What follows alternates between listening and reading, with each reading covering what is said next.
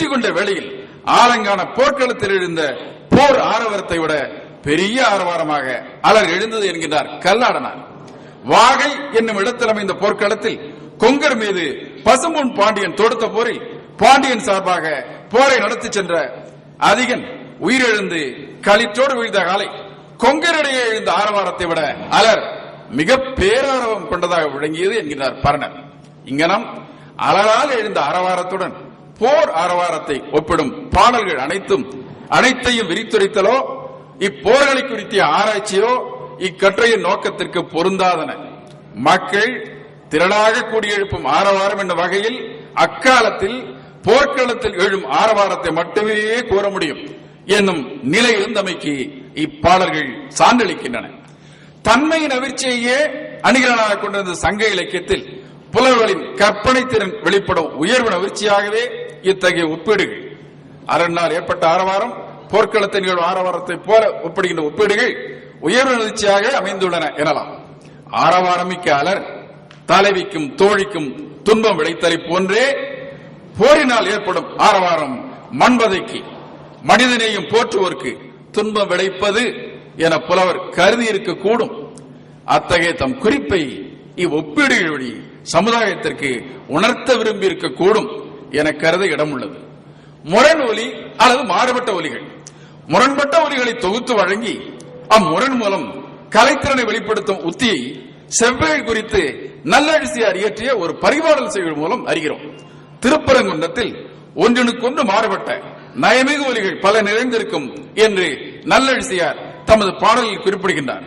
பாணருடைய இனிய யாழிசை ஒருபுறமும் வண்டுகள் ஈவனும் இசை மற்றொரு புறமும் வேங்குழலின் உள்ளம் கரைக்கும் இசை ஒருபுறமும் தும்பிகளின் பண்ணார் இசை மற்றொரு புறமும் முழவின் முழக்கம் ஒருபுறமும் அருவியின் ஆர்ப்பரிப்பு மற்றொரு புறமும் பாடல் வல்ல விரலியர் ஒருபுறம் ஆடிடவும் மற்றொரு புறம் காற்றின் அசைவினால் பூங்குடை அசைந்தாடுதல் மற்றொரு புறமும் பான்மகள் பாலை பண்ணை அழகுற பாடுவது ஒருபுறமும் ஆடுகின்ற மயிலின் அறிந்த குரல் மற்றொரு புறமும் என வேறு வேறான இசை மாறுபாடுகள் ஒருங்கு திருப்பரங்குன்றத்தில் ஒலித்துக் கொண்டிருந்தன என அவர் பாடலில் கலைநயம் தோன்ற குறிப்பிடுகின்றார்.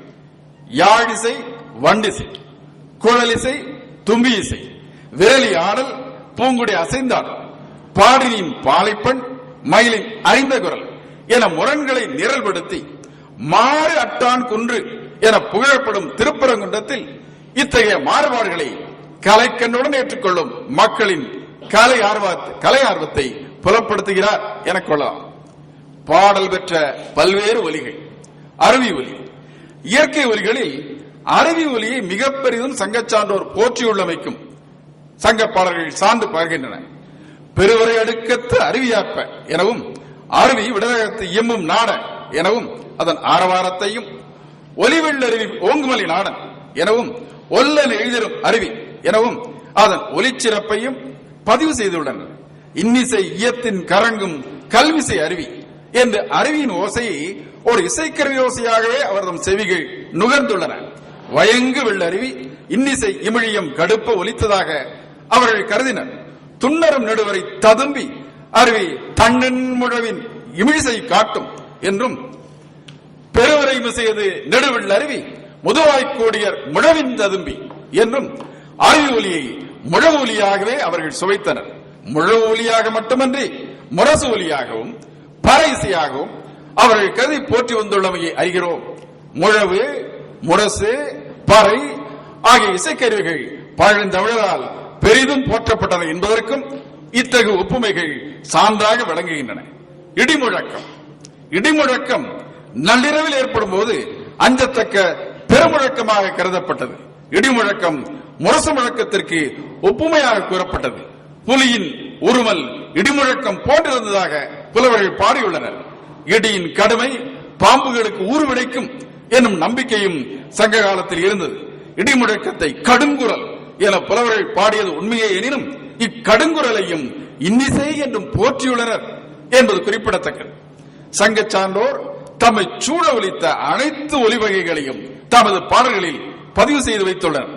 சங்க பாக்களை பயிலும் மாணவர் ஒருவர் எத்தகைய ஆழ்ந்த ஆய்வுமின்றியே தேர் முழக்கம், கடல் முழக்கம், புலி உரளும் ஓசை, பெண் யானையின் துயரக்குரல், களிற்றின் முழக்கம், பறவை ஆரவாரம், ஊர் ஆரவாரம், தும்பியின் இன்னிசை, குயிலின் கூவல், கூகையின் அச்சம் தரும் குரல் என பல்வேறு ஒலிவைகளை பற்றிய சுவைமிகு குறிப்புகளை காண முடியும். இவற்றை தொகுத்து கூற முற்பட்டால் கட்டுரை பணி கலைக்களஞ்சிய பணியாக விரிவடையும். எனினும் அத்தகைய விரிவான ஆய்வுக்கு ஒரு தூண்டுகோலாக விளங்குவதே இக்கட்டுரையின் நோக்கம். தமது பாடலுக்கேற்ப ஒலிச்சூழலை அமைத்துக் கொள்வது மட்டுமன்றி இக்கால இலக்கியங்களில் பெரிதும் போற்றப்படும் நடப்பியல் நெறியும் மனித நேயமும் ஒருங்கிணைந்த நெறியில் தமது பாடநெறியை சங்கச்சான்றோர் அமைத்துக் கொண்டுள்ளமைக்கு இரு சான்றுகளை இனி காணலாம். ஒலி நிறைந்த வாழ்க்கை முறை முற்றிலும் நகர்மயமாகவும் பொறிமயமாகவும் அமைந்துவிட்ட இக்கால வாழ்க்கையில் வைகரை துயிலெழுந்தது முதல் இரவு கண்ணையிடச் செல்லும் வரை பல்வேறு ஒலிகளை நாம் விரும்பாவிடனும் செவிமடுத்தே ஆக வேண்டும். 3000 ஆண்டுகளுக்கு முன்னரும் இதே நிலைதான் இருந்ததாக மதுரை காஞ்சி உரைக்கிறது. நாளங்காடி சுழலும் அல்லங்காடி சுழலும் இரவு பகல் வேறுபாடின்றி பரபரப்பாக வாழ்ந்த வாழ்க்கை முறையை ஏற்படுத்தியுள்ளன. பரவரின் அகநானூற்று பாடல் ஒன்றில் தலைவி கூற்றாக இரவு முதல் வைகரை வரை உறக்கமில்லாத ஒலிமிக்க வாழ்க்கை சூழல் நிலவிதாக காட்டப்படுகிறது. ஓயாத விழாக்காவலம் போன்றிருத்தலே அக்காலத்தில் நகர்களுக்குரிய பண்பென்பதால் நகர் எந்நேரமும் இயங்கிக் கொண்டிருக்கும். அப்படி தப்பித்தவறி விழாக்கள் இல்லையெனினும் நகர் ஒலி அடங்கிவிடாமல் இயங்கும். ஒருவேளை கடை தெருக்களும் ஏனைய தெருக்களும் ஒலி அடங்கி ஓய்ந்தாலும் அன்னை துஞ்சாமல் கடுஞ்சொற்களை ஒலித்துக் கொண்டிருப்பாள். வீட்டையே சிறைக்கூடமாக மாற்றும் அன்னை ஒருவேளை உறங்கிவிட்டாலும் நகரை காவல் செய்யும் நகர்காவலர் உறங்காது விழிப்புணர்வுடன் செயற்பட்டு ஒலி எழுப்பிக் கொண்டிருப்பர். ஒருவேளை அவர்கள் உறங்கிவிட்டாலும் கூறிய பற்களுடைய நாய் உறங்காமல் குறைத்துக் கொண்டிருக்கும். நாய் உறங்கிவிட்டாலும் பேய்கள் தெரியும் நள்ளிரவில் கூகை கொடுமையாக குடறிக் கொண்டிருக்கும். கூகை குடறுதலை நிறுத்தி ஓய்வெடுத்துக் கொண்டால் மனைவரையும் கோழிச்சேவர்கள் கூவி ஒலி உண்டாக்கும். இவையெல்லாம் அடிந்தாலும் நம் தலைவர் வாரார் என தலைவி வருந்துவதாக குறிப்பிடும் இப்பாடல் இரவு முதல் வைகரை வரை ஒலியற்ற அமைதியான சூழல் ஏதுமில்லா நிலையை படம் பிடித்து காட்டுகிறது. மதுரை காஞ்சியும் பட்டினப்பாளையும் நெடுநல் வாடையும் இத்தகைய ஓய்வறியா நகர் வாழ்க்கையே எடுத்துரைக்கின்றன. ஒலி மாசு தவிர்த்தலும் உயிர்நேயம் பேணலும் போக்குவரத்து துறையில் பயன்படும் ஊர்திகள் அனைத்தும் நகரில் பேர் ஒலியை ஏற்படுத்தி உடல் நலனுக்கு ஊர்விளைவித்தலை தவிர்க்கும் நெறிகளை பற்றி இன்று சிந்தித்து வருகிறோம். இத்தகைய சிந்தனை சங்கச் சான்றோரால் வெளிப்படுத்தப்பட்டுள்ளமை இங்கு குறிப்பிடத்தக்கது. உமனர் வெள்ளை உப்பை விலை உயர்ந்து வரும் வேளையில் அவரது வண்டிகை மணலில் இயங்குங்கால் எழும் ஓசையை கேட்டு வயலில் உள்ள வெண்குருகுகள் அச்சம் கொள்ளும் என்னும் குறிப்பை தலைவி கூற்றாக அமோகனார் குறிப்பிடுகின்றார்.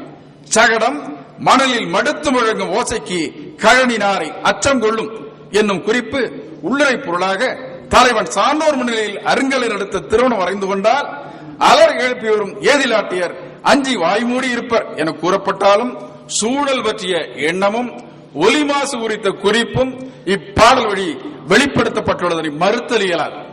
முல்லைக்கு தேரும் மயிலுக்கு போரையும் நல்கி உயிர்நேயம் போற்றிய சங்க காலத்தில் உயிரினங்களுக்கு தேர்வலியால் ஊர் நிகழ்ந்துவிடக் கூடாது என கருதிய தலைவனை பற்றி தோழி ஊற்றாக குறுங்குடி மருதனார் இயற்றிய முல்லைக்கு தேரும் மயிலுக்கு போரையும் நல்கி உயிர்நேயம் போற்றிய சங்க காலத்தில் உயிரினங்களுக்கு தேர்வலியால் ஊர் நிகழ்ந்துவிடக் கூடாது என கருதிய தலைவனை பற்றி தோழி ஊற்றாக குறுங்குடி மருதனார் இயற்றிய அகநானூற்று பாடல் தெரிவிக்கின்றது.